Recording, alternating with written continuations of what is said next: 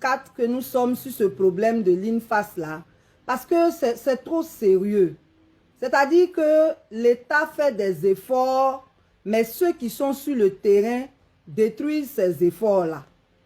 Bourse des étudiants de l'INFAS, là, ça y est où? On les respecte, on donne la bourse ou on ne donne pas la bourse.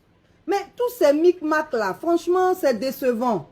C'est décevant et ça fait que il y a certains qui ont reçu la bourse, d'autres n'ont pas reçu la bourse. Et puis, on vous avait dit que dans cet établissement-là, déjà, les élèves payent cher pour s'inscrire, alors que il y a un groupe là qui y va par concours.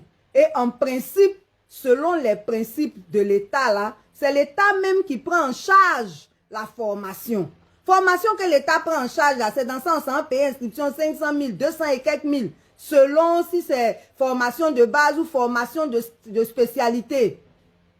Les fascicules là, minimum 10 000 par fascicule.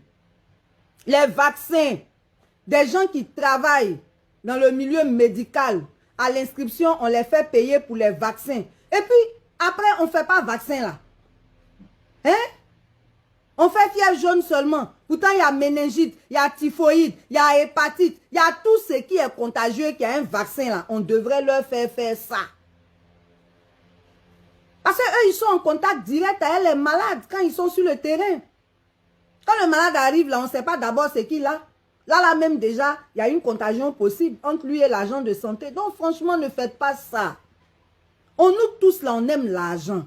Mais pour vous là, c'est autre chose. Hein? En dehors de ça, les cours en ligne. Cours en ligne, la ligne là ne marche pas. Et puis on fait cours en ligne. Et puis sur cours de ligne qui ne marche pas là, on fait évaluation. Les gens n'ont qu'à faire comment? Vraiment, je ne sais pas. On ne sait pas comment chose, mais vraiment, c'est compliqué. C'est compliqué.